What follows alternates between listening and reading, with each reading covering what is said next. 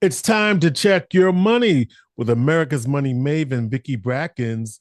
Vicki Brackens is the president of Brackens Financial Solutions Network, LLC, and a registered representative of LPL Financial, member SIPC. Vicki, how you doing? Hey, George. It's good to see you. Good to see you too. But before I go too far, let me give a shout out and a round of applause to Mr. Michael Jennings, because Michael Jennings has been hanging and holding it down for the last, what is this, 4 or 5 weeks now? Yes. Okay, as the friendly neighborhood advisor. I actually had somebody who wrote in and told me they liked the friendly neighborhood advisor. I got a little attitude with that. Okay. I was so happy to see that. Okay. That's nice. Absolutely. Okay. The two of you have been having a great time over the last month or so. Oh, yeah. Well, well, George, I want to sort of tail back and go back to a couple of subjects that we have dealt with over the years. This is really going back into the archives for sure. And really, I'm going to call this segment "There's No Place Like Home." No place like home. Okay. And the reason I'm calling it saying it's no place like home because I want to talk about home ownership. Ooh. Okay, but in a very different light, I hope, Mm. to give everybody sort of a heads up of concerning home ownership. Now, you know that there's a lot of conversation that has gone around, and I've told you this before, one of my favorite podcasts happens to be Earn Your Leisure. Earn your leisure. Yeah, I know a Y- lot of you have listened to Earn Your Leisure. I listen to it on Spotify, but I'm sure it's carried on many other places. Do you listen at Yeah, times, George? it's on you. It's on YouTube. It's on wherever you get your podcast. Wherever you get your podcast. And I really like Rashad and Troy because of their energy and many of the subjects and the guests that they bring on. But I've heard, and I'm going to make sure I get this right. I've heard Troy, I believe, okay, say on many occasions that he wished he never bought a home. Mm. Okay? And I know what he's saying, What is he but saying? what he's saying is that he built a home Ah. from scratch. Mm-hmm. And building a home, okay, from scratch, okay, at least from what from the conversations that he's had, I've had clients and even myself once who built a home from scratch. It is a pain in the butt to build a home from scratch because you think about it. George, would you try and build a car from scratch? No, I wouldn't. Okay, think about the numbers of parts and decisions and all the things that you have to contend with, all the contractors that you have to deal with, all of the little things that can go on. It can be a pain in the butt to build a home from scratch, Yeah. which is why most of us, when we get ready to buy a car, we go to the dealership and we buy the options, Yes. okay, and to enhance it and make it something of our own. But anyway, not to go too far off on that, I wanted to really look at what's going on with home ownership right now because we're starting to see what I would call deja vu all over again Mm. in the home housing market. And we want to give everyone a little bit of a heads up as to some of the changes that we're starting to experience. Now, a lot of those changes, I will say, happen to be outside of our current 315 area. Mm-hmm. We are in a nice bubble, Yeah. 315, in the Syracuse, Onondaga County, upstate New York area because of the tremendous Mm-hmm. economic growth that's taking place. But I'm speaking more on a national level when we talk about home ownership right now. And so let's go back and look at a couple of statistics I want to make sure everybody's up to speed on. Right now, about 65%, 65 to 66% of American households own their own home. That's a great number. Okay, it's been increasing year after year. That total value works out to about $35 trillion as far as total value currently that is represented in home ownership. When you take that, okay, and look at the individual, most people who own a home, that own that equity value, the home value that they have represents about 45% of their net worth as of 2021. So Mm. it's a huge, and in It's a fact, big number. A lot of times when somebody sits down and we do a financial plan for them and we look at this pie chart of what's represented in your asset base, always that home ownership area is a dominant number represented in their net worth. But when we also look at the total value of the net worth of equity in homes against what the total value of net worth is for the country, 35 trillion is home ownership, 160 trillion is the total net worth. So again, we're talking about almost a third of that number, okay, is represented by, about 20% of that number is represented by home ownership. It is a huge driver in the economy. So we have to always pay attention to what's happening to home ownership as to how it skews the positive or negative position in the economy. And I recall, George, now I know you're a historian, that when the Constitution, we talk about the Constitution a lot now, when the Constitution was written and all the people who were able to vote, they were individual men of what? Land owners. Land owners. Yes. Land owners. You know that's right. You know I know that. So if land ownership was that important, and we're coming back from World War II and World War I, land ownership was the emphasis as far as building the middle class. When we look at, as far as the voting patterns, everything is about land ownership. There is no way in the world when we have $45 trillion of value that represents about half of the full value of anyone who owns a home, who represents about 20% of the economy, that we can ignore. Here's my point, that we can ignore what's happening in the housing market. So now what have you heard lately, say over the last couple of years, about home ownership and the value of homes and the availability of homes, et cetera? What have you heard, George?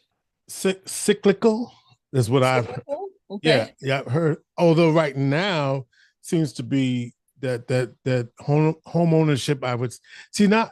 I'm thinking of what about pricing? What have you heard? No. Okay, so the pricing is up.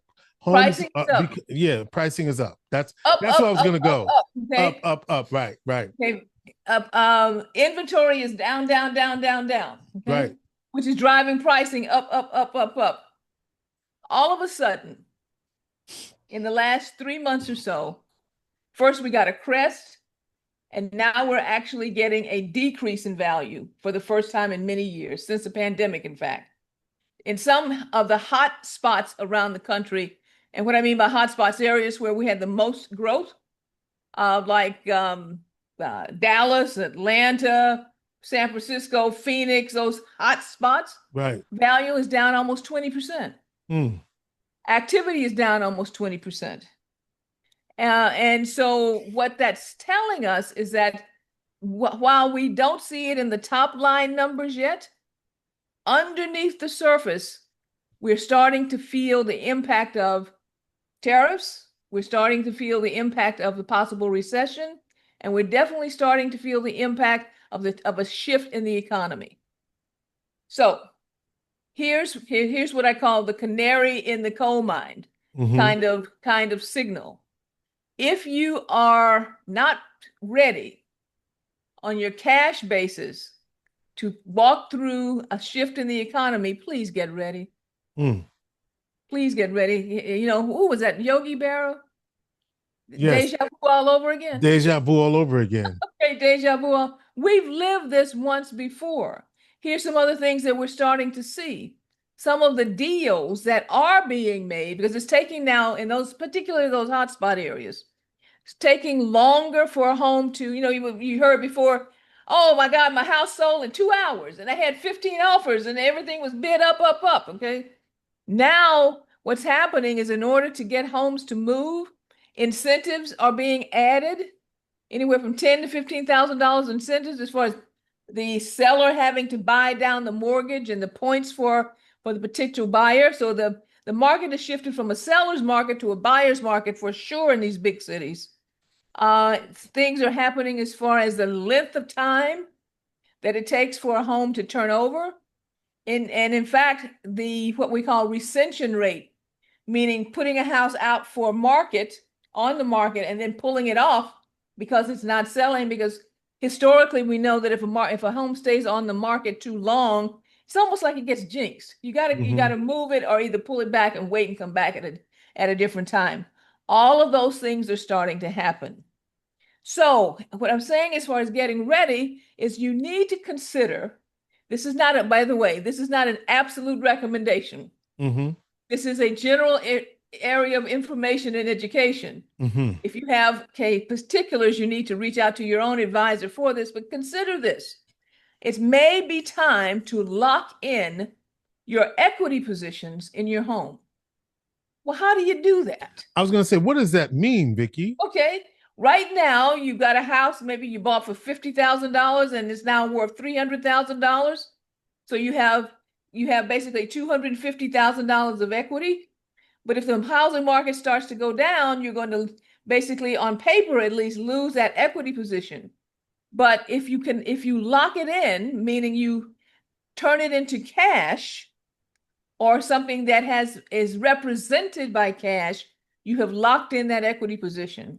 So I'm recommending that everybody take some time and learn about home equity lines of credit, or HELOCs. Mm-hmm. Home equity lines of credit. This is different than a home mortgage. It's different from a home equity mortgage. This is a home equity line of credit. A home equity line of credit, basically after getting an appraisal, the bank will say that you have available here X amount of equity that can be used in the future. Not today, but in the future at a given time based on a stated interest rate at the time or at the time of use. It does not create a new debt. It creates a bucket that's available to you in the future that's already pre-approved. Now, you'll have to go through an appraisal, and you have to go through a credit check like anything else, okay? But what it does is it now freezes, it protects that bucket of available equity so that you can use it if need be in the future. Now, let me ask you this, because I would be as an advisor, how do you prevent yourself from using that equity? So that's not a bad question, right? It's a great question. This is where discipline is extremely important. Okay, but the reason I'm saying to at least look at this as a possibility is that if there is a layoff, you can't go and apply for it. Too late. You don't have income to justify the home equity line of credit. If there is a downturn in the local market as far as home value, the availability of what you could have gotten in the past is going to be smaller because the home value has come down, the equity position has come down. What you have to do, though, you now have this available as a level of a particular or possible credit.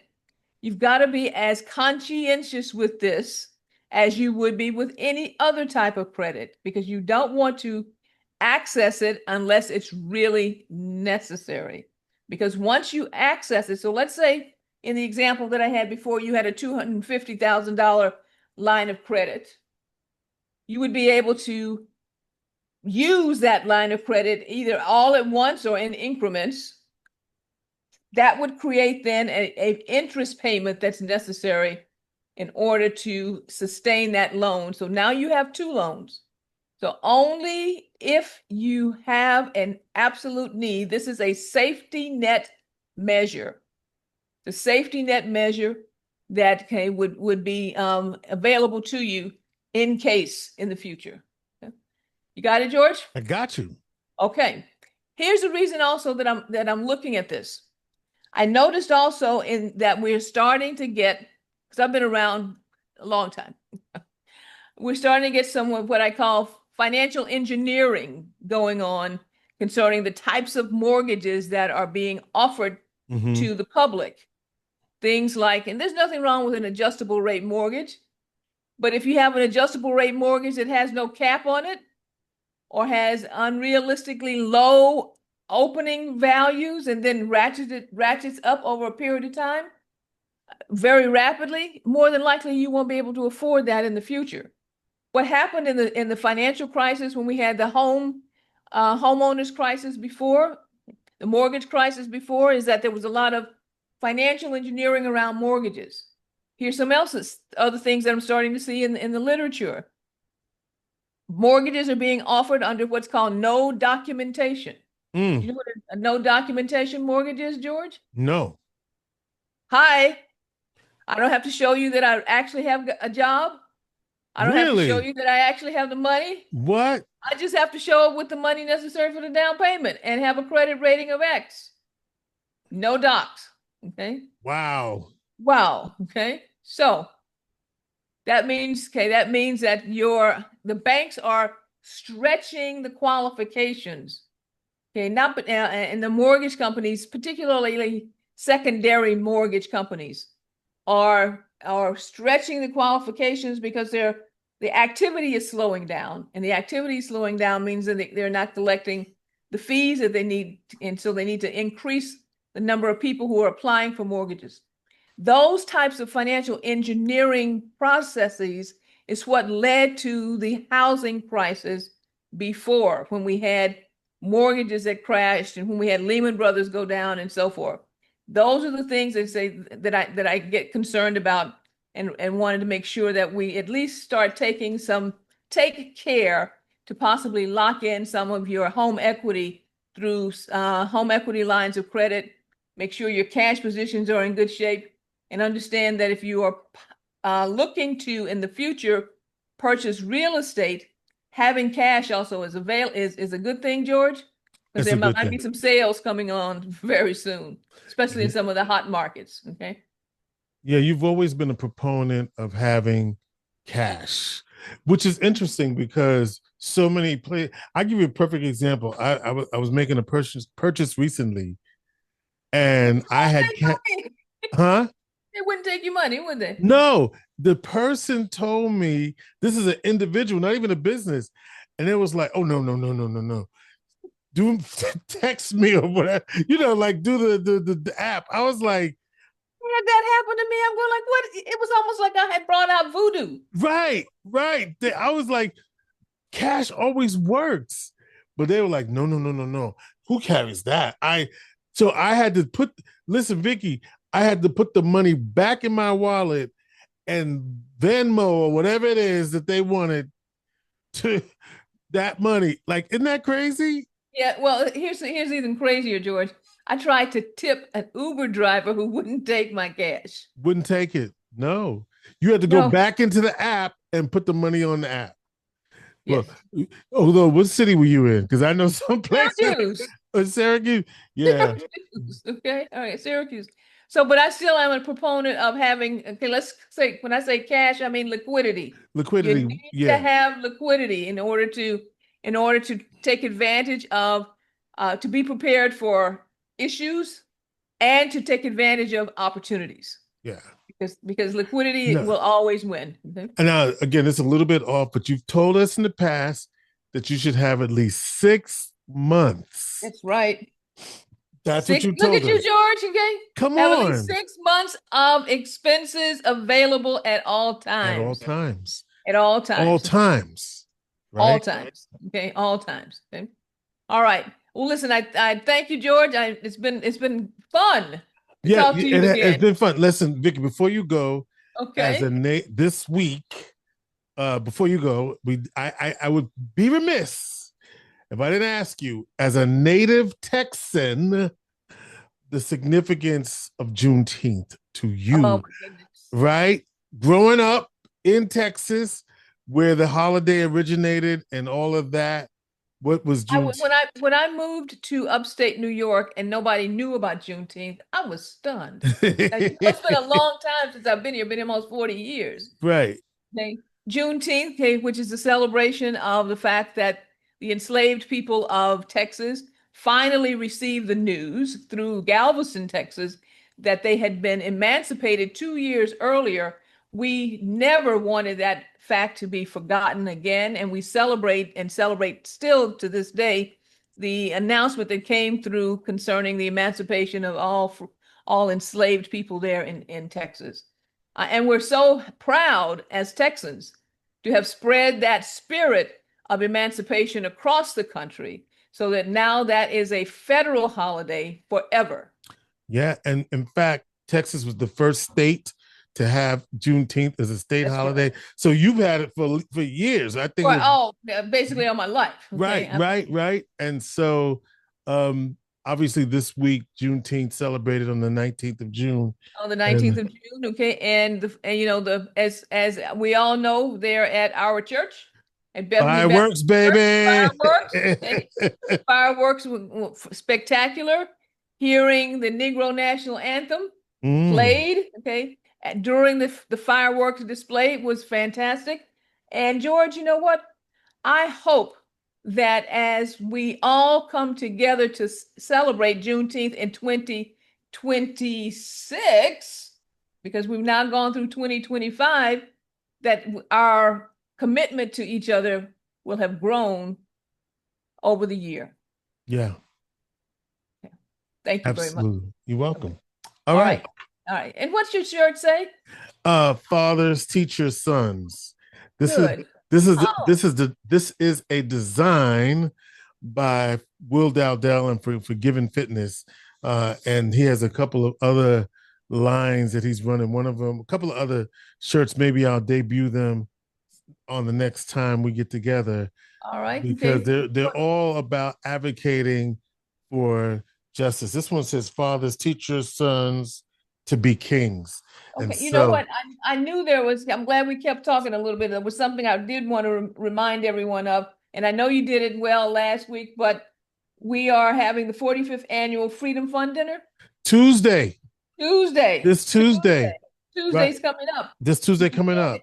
You can still get tickets, I'm sure, at the door, but okay, make sure that that you do your best to try and be there. Yeah, keynote speaker. Yeah, I can do it for you, Vicki. How about this? So Tuesday, June 24th at the On Center, the keynote speaker is Roland Martin, and of course, Roland has his own network, the Black Star Network. The doors open. There's a couple of VIP receptions, but the doors for everybody else open at 5 actually, then 6 o'clock.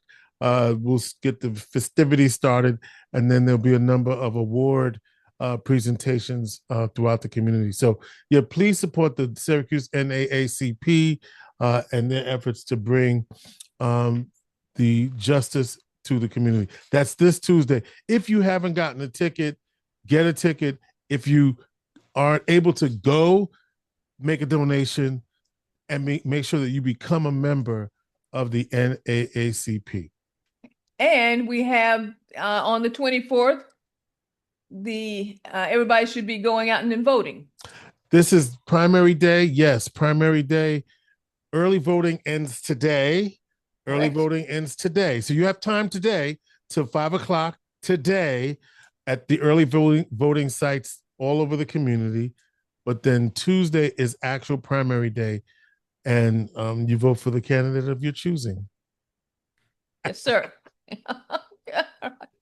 You know, should I even do? I'll even do this. Whoever she may be, but go ahead. I think whoever she may be is the correct thing for you to say. Okay, Kilpatrick. Okay. All right, now George. Okay, at this point in time, I want to make sure that I say to everyone, our plate is absolutely full. Okay. All right, Vicki Brack. Well, and do you want to tell us how to get a hold of you? Oh, exactly. Please, it's been a while. If you have questions, feel free to call us at area code 315-930-4499 or info@Brackens, Brackens, FSN.com. All right. Now, your plate is what? My plate is full. Vicki Brackens is the president of Brackens Financial Solutions Network, LLC, and a registered representative of LPL Financial Member SIPC.